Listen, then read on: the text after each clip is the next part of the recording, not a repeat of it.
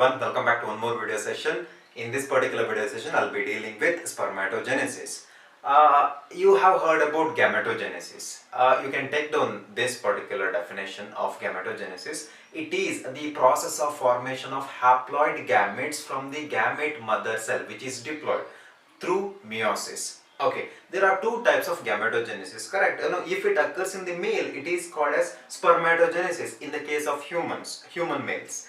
If it occurs in the female, then it is called as oogenesis, correct? So spermatogenesis leads in the formation of millions of sperm, whereas oogenesis in females leads in the formation of only one ovum. Because the gametogenesis is very important, as a result, when the sperms meet the ovum, the fertilization can occur, which leads to the development of young one, correct? Okay, so now I have drawn two diagrams here. See, this is one diagram of the sectional view of seminiferous tubule. Okay, so you know about the seminiferous tubule. Okay, so you could see a lot of actually seminiferous tubules actually. Okay, so let us imagine this is one testicular lobule and you could see seminiferous tubule. I have drawn around like 7-8 seminiferous tubule. It's like normally 2 to 3 highly coiled structure actually. Just remember, this is one seminiferous tubule and you could see the development of certain cells within one seminiferous tubule. Okay, and you could see I have drawn one more diagram. That means actually this particular section, I have taken a small section of one seminiferous tubule and I have drawn the diagram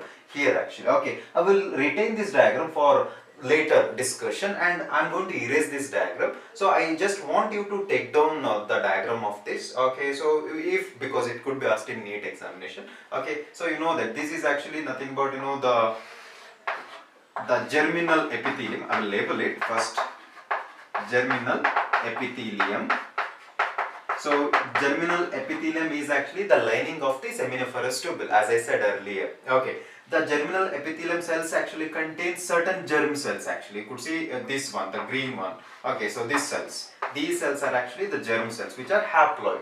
These germ cells in future actually they undergo lot of mitotic cell division to form number of germ cells, which are actually gamete mother cell, the sperm mother cell actually, and ultimately they enter into a stage called as spermatogenesis, which all takes place within one seminiferous tubule. And ultimately you could see I have used red color here. These are the sperms actually. Okay, so sperms will be produced. So that means from the diploid germ cell, that is the sperm mother cell, a haploid sperms are produced. Okay, so that is all about the spermatogenesis, just introduction part.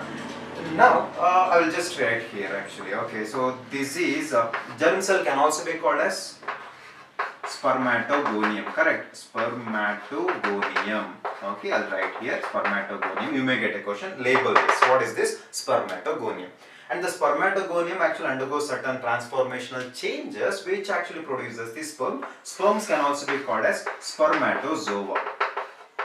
Okay, it is also called as spermatozoa. Just remember it. Sperms can also be called as spermatozoa. Okay.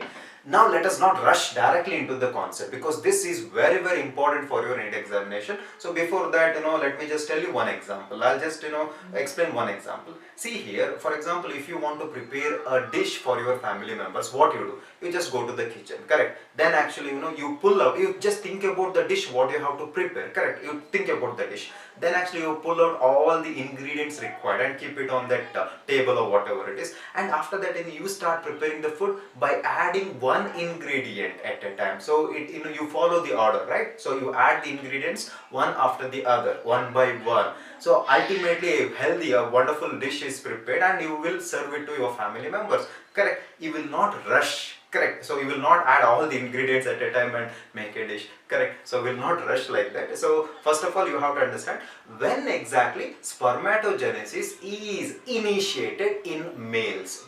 Okay. So it is initiated in males only during when he attains reproductive maturity, that is also called as the puberty. Correct. So we call it as puberty. Normally in males it is about like 12 to 15 years actually. That is the stage where actually male attains puberty.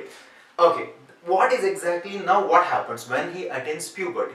I told you that there could be certain structural changes or modification occurs within the reproductive system, as well as even the physical or like the entire body also. You could see the changes, physical changes could be seen. Okay, so now how exactly this puberty is initiated? Okay, so here I just want to write here, I don't have space here, but please write it down in your notes. You know about hypothalamus, correct? Okay, so please listen to me carefully because it's very important. You know about the hypothalamus. I have written hypothalamus. The hypothalamus is a gland which is present in our brain. Okay, this hypothalamus gland actually releases one type of hormone which is called as GnRH, correct? What do you call it? Gonadotropin releasing hormone secreted from the hypothalamus. Okay, this GnRH now reaches the anterior pituitary, correct? Okay, so it will reach anterior pituitary. So in the anterior pituitary, there are so many hormones which are released actually, but particularly there are two gonadotropins. You know that. What are they? LH, luteinizing hormone, and follicular stimulating hormone will be released from the anterior pituitary on getting the signal from GnRH, correct? GnRH signals and anterior pituitary to release LH and FSH, the two gonadotropins. Now these two hormones enter into the bloodstream, and now through the blood actually acts like a boat. So it carries these two hormones into the reproductive site, the male reproductive system.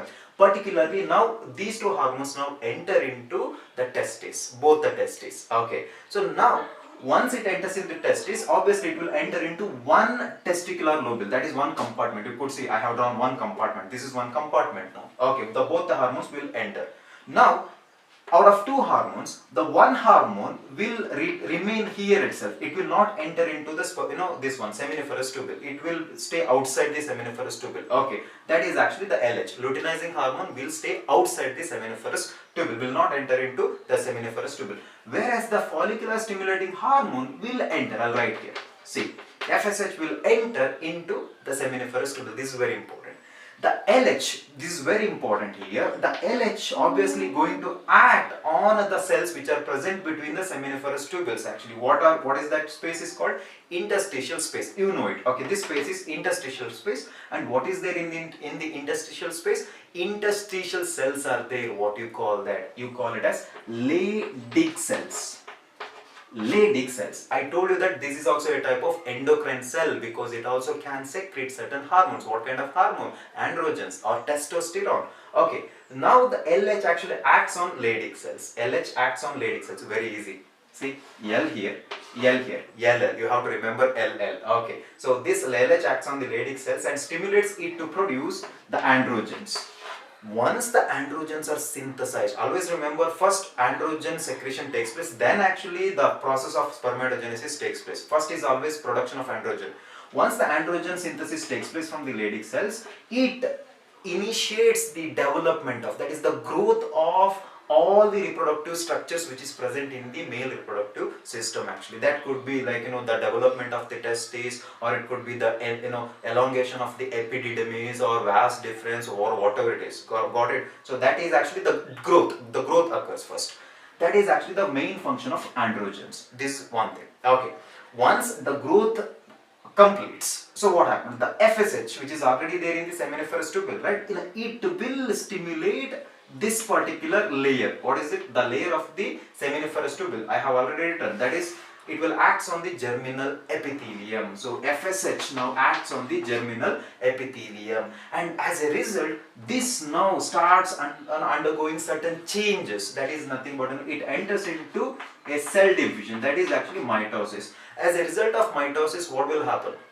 Obviously, the number of germinal epithelium increases. As a result, spermatogonium number increases within the seminiferous tubule. Okay, so once actually the number increases, what happened actually? Now the each spermatogonium cell now undergoes meiosis. That's it. And first it produces primary spermatocyte, then it produces secondary spermatocyte, then it produces spermatids, then the spermatids transform itself into a motile sperm. Okay, so that's all happens actually. And I told you that between the spermatogonium there are specialized cells which are called as Sertoli cells. I may forget when I explain about the Sertoli cells. You can write down here. What is the main function of Sertoli cells? Which provides nourishment to the spermatogonium or developing sperm. Both are correct actually. What kind of nutrition it provides? That is very important, right? That is specific. What kind of it? That is, it provides glycogen. Remember, what kind of respiratory substrate? Glycogen. fructose, the respiratory substrate for, find the answer. Okay, so that's all about it now. That this is the introduction actually. So LH acts on the Leydig cells for the production of androgen, whereas on FSH acts on the cells of the seminiferous tubule, that is actually the spermatogonium. You can also call it as germinal epithelium, both are correct actually, and initiates spermatogenesis. And also I just want to write here, which is not given in your NCERT textbook, I'll write here, FSH, one function is known, we have studied about one function, just now I told, it initiates spermatogenesis. Second function is, it also actually initiate Sertoli cells, that is actually the Sertoli cells, to produce an hormone called as inhibin. You know why inhibin, correct? So that means actually it can also act on Sertoli cells. That means it acts on both two types of cells. One is actually this one, germinal epithelium, the other one is Sertoli cells. If it acts on the Sertoli cells, the Sertoli cells will release inhibin hormone. You know that what is the other hormone which is released from Sertoli cells? Estradiol. One increases rate of spermatogenesis, that is estradiol. This one decreases the rate of this one, spermatogenesis. Okay, so that's all about it. Now what I'm going to do is, like, I will erase this. Okay, if possible I will give you a work. Can you make the flowchart of the regulation of spermatogenesis? Whatever I talked about, the hormones and everything, right? Can you make a flowchart of it? Let me see how you make the flowchart of it, because if I give you the flowchart now, obviously like it's nothing but spoon feeding. You do it by yourself. Can you do it? Can you do the flowchart with functions and everything? Okay, done. If you did not understand it, just pause the video, or you can actually watch it again and again. Now let us see the actual process of spermatogenesis. Okay, I'll erase this. Okay, now let us study about spermatogenesis, very important for 5 marks. Even you can also get some questions for your NEET. Okay, so what is the definition of spermatogenesis? It is the process of formation of sperms, haploid sperms or haploid spermatozoa within the seminiferous tubules of the testes. That is called as spermatogenesis. Okay, see, in the annual examination you could get two types of questions. One is explain type, explain the process of spermatogenesis. You need to write everything. Whereas another type of question, if you are lucky enough, you may get or give the schematic representation of spermatogenesis. Thoda like you have to learn that schematic representation, very easy. Just you have to use your common sense. That's it. Okay, chalo. See, the spermatogenesis contains or has 4 phases. You could see here the multiplication phase is the first phase, then actually the growth phase, then maturation phase, then differentiation phase. There are actually the 4 phases. You have to note it down, very important. Okay, chalo. So this is actually one of the sectional view of the seminiferous tubule, correct? Okay, we'll put, this is actually, you know that this is actually the germinal epithelium, correct? Okay, which is the layer of seminiferous tubule. Okay, so we'll just put some cells here. These are all germinal cells, okay, or it is also called as germ cell. Now what happens? See, just let us say, like, let us say count it 3, 4, 5, 6. Let us say like 6 germinal cells are there within that seminiferous tubule wall layer. Okay, so now it undergoes multiplication phase when FSH enters. Okay, when FSH starts introducing its effects. Okay, so or stimulating these cells. FSH stimulate these germinal cells. I'll label it. So this is germinal cells.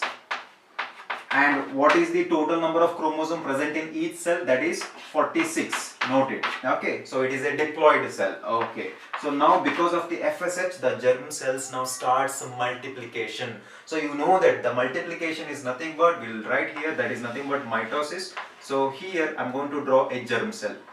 So I'll just write GC, germ cell, actually germinal epithelial cells, this one. Okay, so here we'll put 46.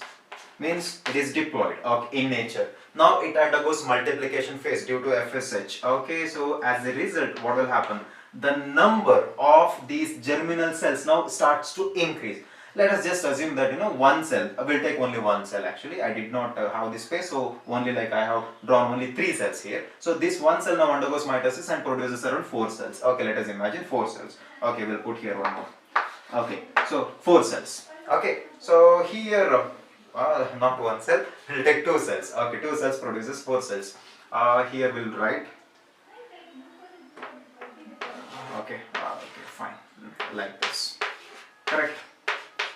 Okay, So this is because of the multiplication of the germinal epithelial cells actually, and now when it undergoing multiplication, it also starts differentiation. So it undergoes differentiation process actually, because obviously these germ cells are normal cells. They have to thoda transform itself, because in future they are going to be the sperm cells. So mitosis right here plus differentiation both occurs. And now you get 4 cells from one cell, that is each having 46 number of chromosome each cell. Okay, that means diploid itself. And now these cells now attain one more phase, that is actually the growth phase. It will enter into the second phase. So now we are here actually. So this is germinal cells, and these cells are actually the, we'll call spermatogonia. Okay, so you know about it. Okay, this is actually now spermatogonium. I don't have space here, I'll write SG, spermatogonium cells, okay, due to germinal cells mitosis. Now, what will happen to these 4 cells? We'll take only, I think better take 2 cells, that is better, otherwise I don't have space here, I cannot write everything, so we'll take only 2 cells, okay, so I'll take these 2 cells, I'll take 1 cell, fine. Now it enters the second phase, which is called as the growth phase. Okay, again it contains 46 chromosome, but you could see there is a difference in the diagram. See what happened actually here. There is increase in the volume of the cytoplasm, because in future it has to be a sperm cell, correct? So what's happening? The cell grows. That is actually the growth phase. Now these cells which actually under the growth phase, which is in the growth phase, are now called as, I'll write here, so that means I'm talking about these purple cells, got it? So what happened? The spermatogonium now undergoes the growth phase here, this phase, and these cells are now called as primary spermatocyte. You may get a question to confuse you, what is the ploidy of spermatocyte, primary spermatocyte? Again 46 itself, that is 2N. Okay, so this is now primary spermatocyte. Okay, primary spermatocyte. If you cannot see this properly, you can just refer the class notes given. You can just find the spelling of it. Primary spermatocyte from this one, spermatogonium. Okay, now what happens? This particular primary spermatocyte now undergoes maturation phase, the third phase. What is the third phase here? The third phase, in the sense, it undergoes its meiotic division, the first reductional division. Right here, the first meiotic, not mitotic, meiotic division. Okay, or it is also called as the first reductional division. And as a result, 2 cells are produced. Now here, 2 cells are produced for the first meiosis. I'm talking about the first meiosis. Due to first meiosis, 2 cells are produced, okay, like this, and now it is reduced. That means both the cells which are produced from the first meiosis, which are haploid, and what you call now, all this occurring in the maturation phase, okay, and we call it as secondary spermatocyte. The primary spermatocyte, which is diploid, now which undergoes its first meiotic cell division. Okay, first, you know that in meiosis there are 2 cell divisions. Okay, the first meiotic cell division produces 2 cells which are haploid, which is called as secondary spermatocyte. In this diagram, this is spermatogonium, this is the growth phase, and here actually you could see primary spermatocyte. Again, the primary spermatocyte is slightly transforming itself into the next level here, this level actually, that is actually the secondary spermatocyte, primary to secondary spermatocyte. Okay, now what happens actually here? I'll take 2 haploid secondary spermatocyte. Now it produces 4 cells. 4 cells, correct, because actually the second meiosis is nothing but it is equivalent to mitosis, but still we call it as second meiosis. Okay, so I'll write here second meiosis, and produces 4 cells. Secondary spermatocyte cells produces 4 cells. These 4 cells are again haploid. Obviously haploid is created in the first meiotic cell division, and now we should call it as spermatids. What do you call it? Spermatids. Okay, you call it as spermatids. These spermatids now undergo slight differentiation phase. That is actually the 4th phase actually. Okay, so these spermatids, each spermatid now undergo slight differentiation phase, and this differentiation phase is actually results in the formation of haploid sperms like this. See, Okay. Okay, like this you could see here, this is now the spermatids. See, the spermatids formed because of secondary spermatocyte, which now transform itself because of the differentiation phase, transform itself into the sperms which has flagella. Correct, each sperm has flagella actually. So that is one thing to remember here. Okay, so we'll just write, okay, differentiation phase, each is haploid, each is haploid.